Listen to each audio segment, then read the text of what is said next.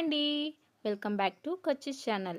కచ్చిస్ ఛానల్‌లో ఈరోజు మేము రవ్వ లడ్డు ప్రిపేర్ చేస్తున్నామండి. మా అమ్మాయి బర్త్‌డే రోజు ప్రిపేర్ చేశాననమాట. కానీ వీడియో పోస్ట్ చేయలేకపోయాను. రవ్వ లడ్డు కోసము ముందుగా డ్రై ఫ్రూట్స్ నేతిలో వేయించి పక్కన పెట్టుకుందామండి. ఇవి పుచ్చకాయ విత్తనాలన్నమాట. మా ఆయనకి ఇష్టమని వేస్తున్నానండి అవి. ఇవి బాదము కట్ చేసి పెట్టేసుకున్నాను. ఎండు ద్రాక్ష,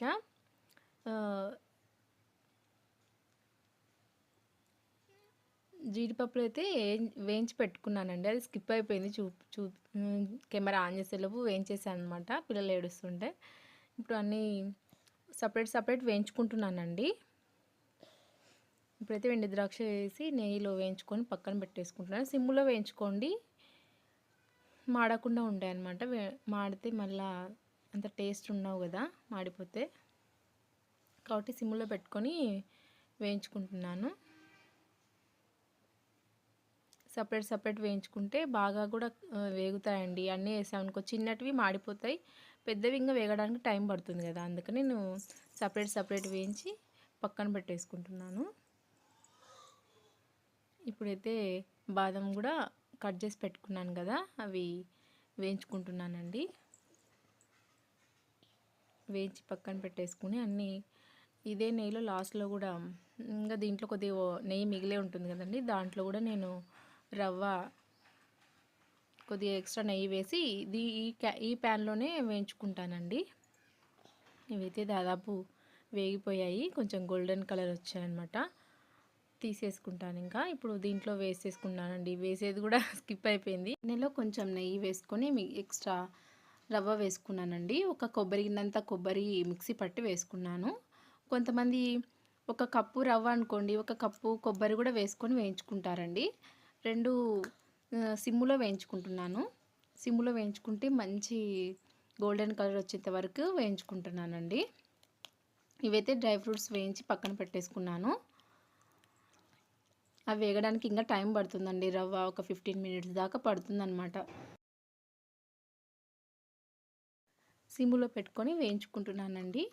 అంత టైం చూపిలేం కాబట్టి వీడియోలోనే స్కిప్ చేసేసాను అనమాట. వేగిన తర్వాత చూపిస్తున్నాను. రవ్వ అయితే వేగిపోయింది, పక్కకు తీసేసుకుంటానండి. ఇప్పుడు దీని నిండా నేను రవ్వ తీసుకున్నాను కాబట్టి దాని నిండా చక్కెర తీసుకున్నాను. ఒకదానికి ఒక కప్పు షుగర్, ఒక కప్పు రవ్వ అయితే ఒక కప్పు షుగర్ తీసుకోవాలండి. ఇప్పుడు షుగర్ అయితే వేసేసుకుంటున్నాను. వాటర్ వచ్చేసి ఒక కప్కి హాఫ్ కప్ తీసుకోవాలండి. నేనైతే కరెక్ట్ కొలత నేను అదే తీసుకుంటానండి. చాలా బాగా వస్తాయి. రవ్వ లూజ్గా కాకుండా గట్టిగా కాకుండా కరెక్ట్ సరిపోతుందన్నమాట వాటరు. ఒకటికి సగం వాటర్ తీసుకుంటున్నాను, వేసేసుకుంటున్నాను.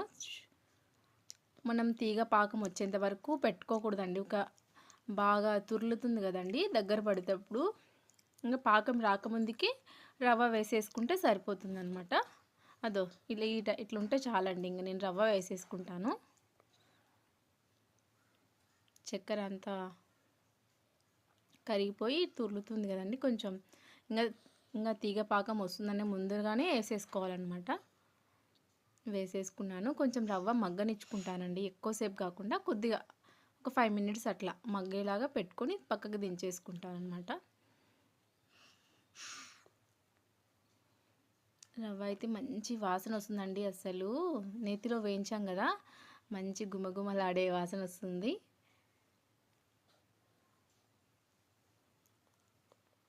ఇప్పుడు నేను ఏలాక్ బుడ్డల పొడి కూడా వేసేసుకున్నానండి, కొంచెం ఫ్లేవర్ కోసం కలుపుకుంటున్నాను అనమాట. ఇది కొంచెం గోరువెచ్చగా అయ్యేంతవరకు పక్కన పెట్టేసుకుని డ్రై ఫ్రూట్స్ వేసుకుంటానండి. అప్పుడు లడ్డు చేసుకోవడానికి ఇది కొద్దిగా చల్లబడుతుంది కదండి. అంత చల్లబడక ముందు వేడిగా ఉంటుంది కాబట్టి రవ్వ లడ్లు కట్టడానికి రాదు కదండి. కొద్దిగా పక్కన పెట్టేసుకుంటే మనం గోరువెచ్చగా ఉన్నప్పుడు తీసేసుకుని లడ్లు కట్టేసుకుంటే అయిపోతుందండి. ఇంకో మీకు చూపిస్తున్నా చూడండి, అయిపోయిందనమాట. చల్లారిన తర్వాత నేను డ్రై ఫ్రూట్స్ వేసుకుంటున్నాను. ఇంకా మొత్తం చల్లగా కాకుండా కొంచెం వెచ్చగా ఉన్నప్పుడు అన్నీ వేసేసుకొని ముద్దలు కట్టేసుకుంటే సరిపోతుందండి. ఇది చాలా ఈజీ కదా, నేను ముద్దలు కట్టి చూపిస్తా చూడండి. అసలు చాలా తొందరగా అయిపోతుంది, ఒక హాఫ్ అన్ అవర్లో చేసేసుకోవచ్చు. ఇంత రవ్వ వేయించడానికి కొంచెం టైం పడుతుంది కాబట్టి. రవ్వ లడ్డు కడుతున్నా చూడండి, మా పిల్లలు అయితే అసలు కట్టనివ్వలేదు. ఇంకా వీడియో కోసం మా చెల్లి కొంచెం తీసింది. ఇంకా తర్వాత ఇద్దరం కట్టేసాం తొందరగా.